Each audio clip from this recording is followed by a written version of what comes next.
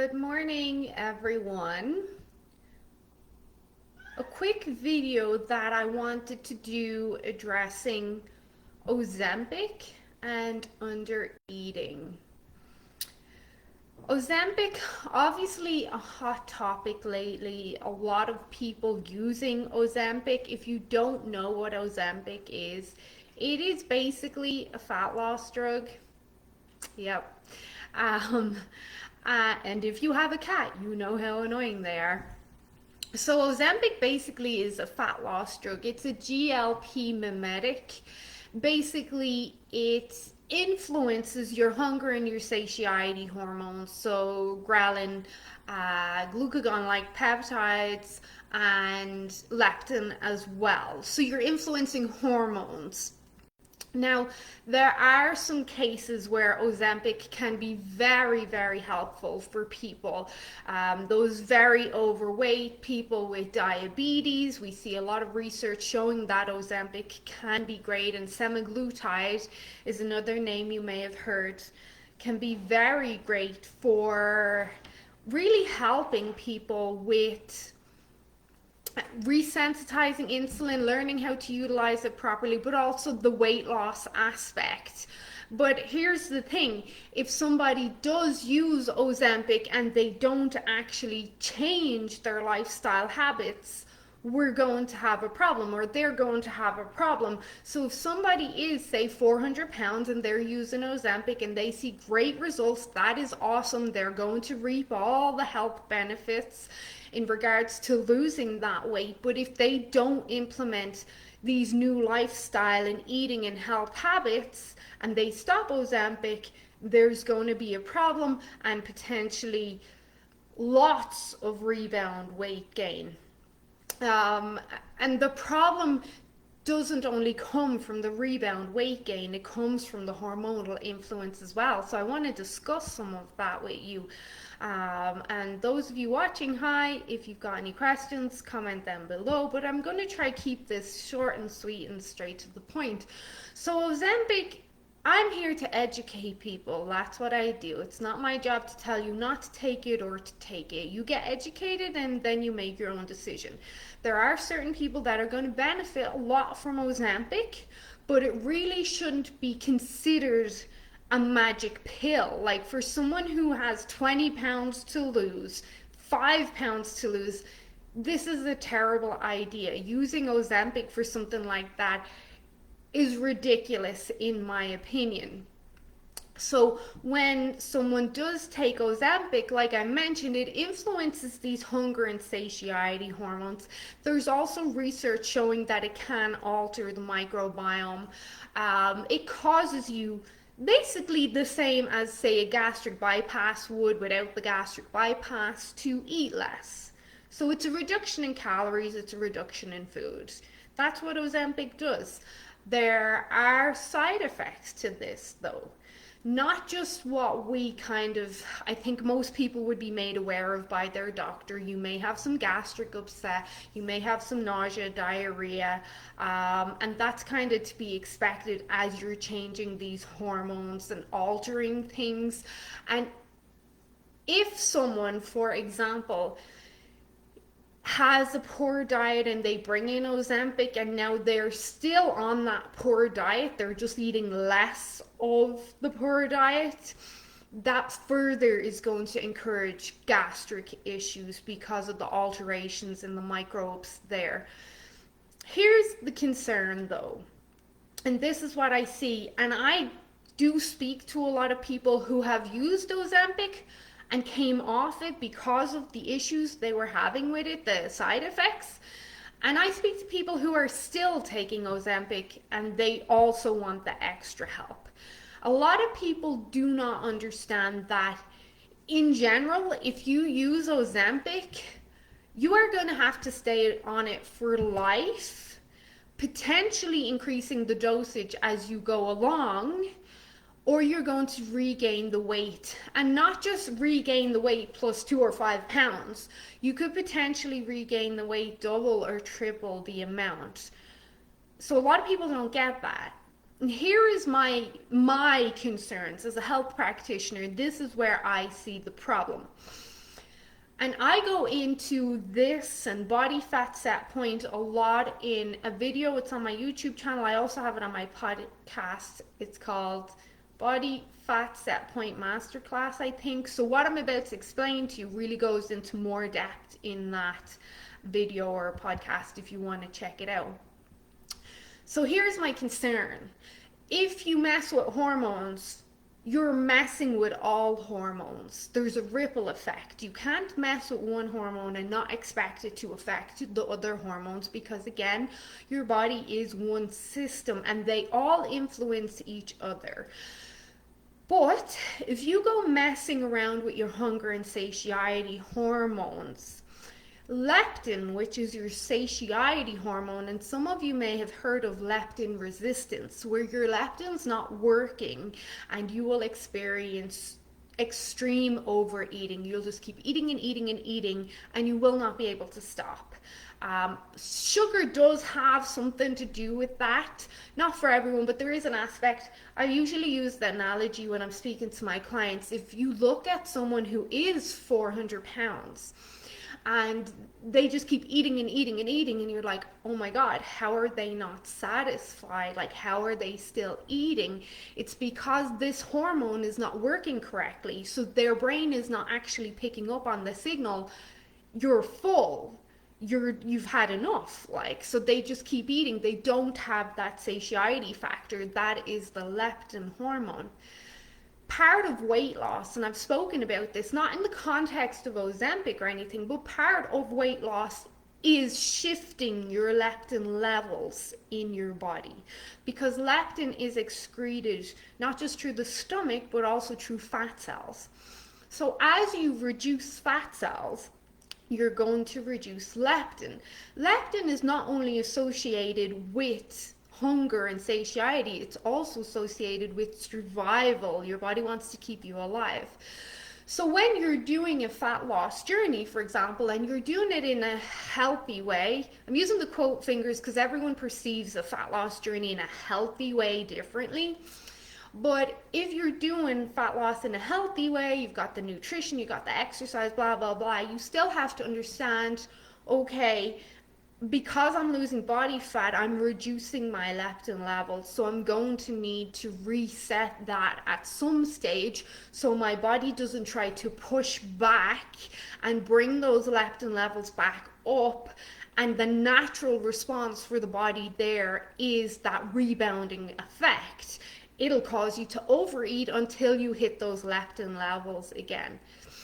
So we don't want that. So that's where looking at the specific macronutrients, micronutrients, refeed days, cheat meals, flex meals, whatever you want to call it, even exercise, is really important for resensitizing these hormones and basically saying, hey, we're not in survival mode, blah, blah, blah. With Ozempic, though, because for some people the weight loss can be extreme and fast, you're going to get this big drop in leptin very, very fast. And then the leptin, if you stop Ozempic, it's going to try push back. And we see this all the time. Even with, the name has slipped my mind now, but that other fat loss drug, HCG, when people stopped that, and because, I mean, that calorie restriction was extreme, there was a huge bounce back and people regained all the weight plus more. And that's not just because they couldn't stop eating. There's other hormonal factors that most people's doctors are not telling them about, unfortunately. So hopefully my videos kind of help give you a bit of insight. And like I said, I'm not telling you not to do it. I'm not telling you to do it. I just want you to be educated and then make your own decision. So we saw that big rebound gain because leptin wants to come back up to its levels where it feels comfortable and that you're thriving and that it's maintainable and everything's happy. But when you lose weight very fast, Like I said, I see this a lot with people who come to me and they're like, oh, I did a Ozempic and now I can't stop eating. Now I keep gaining the weight because this hormonal pushback. It's very, very hard for you to push back against your hormones. You need mammoth discipline. And that's where we have to bring in some hacks. That's where we're looking at our polyphenols, looking at certain supplements, looking at extra protein, looking at exercise. Some people may be reverse dieting, but again, you need mammoth discipline and willpower when this hormonal kind of pushback happens, because no matter what you do, when your body takes over for survival, survival mode will always win. Most of the time, it's going to win. So another thing that happens with Ozempic and even HCG and all these other weight loss drugs, there actually was a weight loss drug back in the early 1900s, DMP, some of you may have heard of it. It basically was being used in World War One or Two to paint the numbers and the names on the missiles and the bombs and the tanks. And it was usually women who were doing this writing or application, and they would lick the paintbrush to kind of give it that nice point and dip it in the paint, and the paint contained DMT. And they then noticed that these women started to lose weight very, very fast. And what was happening, sorry, DNP was the drug. What was happening though, that the DNP was elevating their metabolic rate, like it was turning up their internal thermostat, but so much so that it was cooking people from the inside, and there was a lot of deaths, there was a lot of internal damage. A lot of women did lose their lives. And then for a while it was brought in, I think around the 80s, in the bodybuilding world you could get some DMP, and then it was banned. But that's how it originated. But regardless, with these other ones that cause you to eat less, apart from the leptin thing, what happens when we undereat? Now, and I haven't got into the nutrient profile yet, but what happens when we undereat? If you consistently undereat all the time, your metabolism is going to slow down. It is going to slow down. And this happens with yo-yo dieting as well. People who are on track, off track, on track, off track. The metabolism will slow down. Your thyroid is going to take a hit, and your metabolism will slow down, which means that apart from feeling rubbish and having no energy, you then have caused, back to if you stop Ozempic, now your metabolism is slowed right down. That unless you're eating at that caloric level, which for some people can be 800 calories, 700 calories, which is insane, again, you're going to start regaining the weight again and again. If your thyroid takes a hit, one, you can be sure your adrenals are going to take a hit as well, because the adrenals and the thyroid, they're like sisters. So then, of course, your sex hormones are going to take a big hit as well. This is going to be a huge stress on your body. Then, from the thyroid aspect, you're going to notice, because your metabolism slows down, you're starting to feel cold all the time. You're starting to experience constipation, maybe some stiffness in your hands, in your joints, aches and pains. Now your hair is starting to fall out. Your eyelashes, your eyebrows, your nails are brittle. Skin starts to look like really pale and pasty and unhealthy, and that's just from the thyroid aspect. Like, you're going to feel rubbish. Then you've got to look at like the mental health aspect. If you're altering the microbiome, well, that's going to affect your mental health. But if you're eating less, and this is a big consideration, if you're eating less because these drugs are causing you to just not want to eat, or I can't eat as much, unless you have a beautifully rounded, well balanced, nutritious meal with like all your micronutrients, your polyphenols, your antioxidants, your minerals, your essential fatty acids, unless you have all of that, now you're becoming mineral and nutrient deficient. And if you're not, honestly, if you're not working with someone, chances of you having that well balanced meal are going to be slim. Some people are going to be great at it, but most people not. So now you're just eating less, but you're also eating less of nutrients and minerals and antioxidants and blah blah blah. So now we've got the nutrient deficiencies happening. Now you've got cognitive performance issues. Now you've got the brain fog, depression, you've got extra anxiety. Now you're not sleeping. Now you're not, again, producing the other hormones. Now your skin is suffering. Your skin is drying out because you're not getting enough antioxidants and vitamin A, vitamin E, vitamin D, your fatty acids.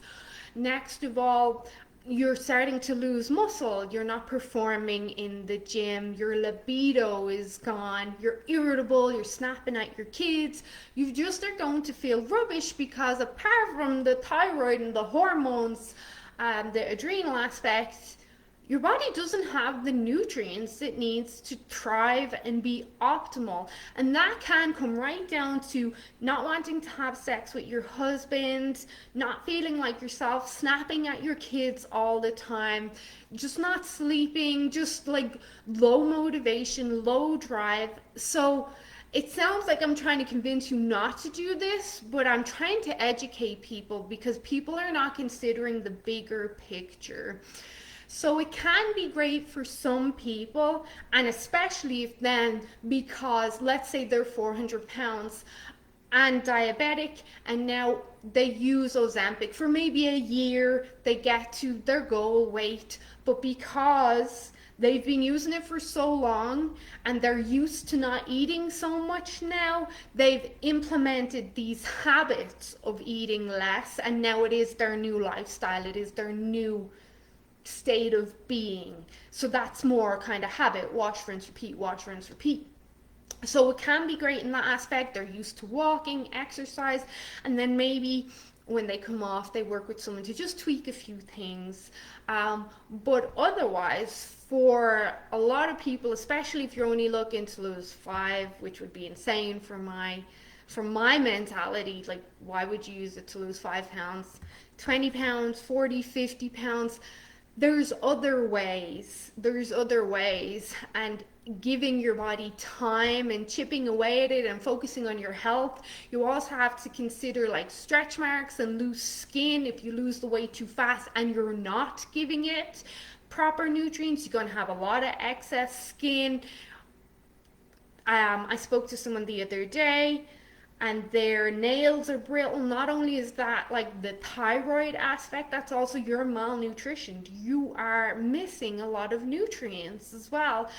And even there is people as well, just to add this in, that do Ozempic, but they don't lose any weight at all because even though they're eating less, they're still eating crap, to put it bluntly. So they're still eating junk food that's very high in calories, so they're not actually in that calorie deficit either. So now they're just pumping in this pharmaceutical that may have other issues, but they're not actually seeing results. So as you can see, there's a lot to be considered, and it really, I think, comes down to how much you value your health and your appearance. Yes, most of us want to lose weight. There's no shame in that. We all want to look good. But do you also want to lose your hair, your mental health, potentially your marriage or relationship? Do you want to destroy your hormones in the long term? Do you want your skin to be crappy and you will get wrinkles a lot faster with malnutrition? Do you want your adrenals to crash? So I'm not trying to say don't do this, but I am saying educate yourself before you do it. There are, of course, other ways. They'll take a little bit longer. They'll require work. But whether or not someone does Ozempic, hey, Julian, it's not something, and I'll be honest, it's not something I agree with. Like, it couldn't be, because I'm more about even though I help people with weight loss, I'm all about the health. Even when I help people with weight loss, it's health, health, health all the time. That's what I do. So even though someone is losing weight with me, I'm still like helping them sleep. I'm reducing their inflammation. I'm improving their hair, skin, nails. I'm improving their energy, all of that stuff. So the likes of Ozempic is not something I agree with, but I do work with people that are still on Ozempic. So then when they do stop, we have kind of a better foothold on how to prevent that rebound weight gain and everything. And I was saying to one of my clients, she'll know who she is, and she's came off Ozempic recently, and she says, I can't stop overeating. I can't get satiated. I'm like, look, we have a challenge ahead of us. This is going to be hard. Some days will be easy, but once you know, like, we can do this, but we need to have your body take some sort of control of the hormones. It's going to take time, and just kind of telling her, like, it can be done. And she was like, yeah, I'm going to do the work and all, which is awesome, and I trust that she totally is. But even for me, having that conversation with someone is, look, like, I'm sorry to hear this is happening. I, of course, wish you didn't do it in the first place, but we can get you back to where we want you. It is just going to take work. We are going to have some challenges, but there are ways to do this. So all is not lost, but understanding it'll take work when we do try to address the problem. Is important. So I hope you found this video educational. There also is some research out there. Many of you know I'm a huge fan of berberine. There is some research out there that berberine can be somewhat comparative to the effects that you get off Ozempic. So berberine has been shown to be very helpful with addressing diabetes, improving insulin sensitivity, and it has loads and loads of benefits, but also weight loss. So although berberine helps with weight loss, in the research it didn't help people lose weight as fast as Ozempic did. But in my opinion, the berberine combined with the good nutritional template and all the other stuff, yeah, you can see just as good results. And also, I'm not here to judge people. We all have our faults. There are people out there that have issues with overeating and emotional eating because of different things, past trauma. Like, we all have our faults. We all have stuff that we struggle to deal with. We all have our issues. I'm not here to judge. Some people need this even to just get them started. But we all, at the end of the day, do have to take some responsibility for whatever we are struggling with, and we're the only ones that can do it. So I'm going to leave it at that. I hope you found it helpful. If you have any questions, please comment them below, and I'll answer them as soon as I see them. Have a great weekend, everyone. Bye.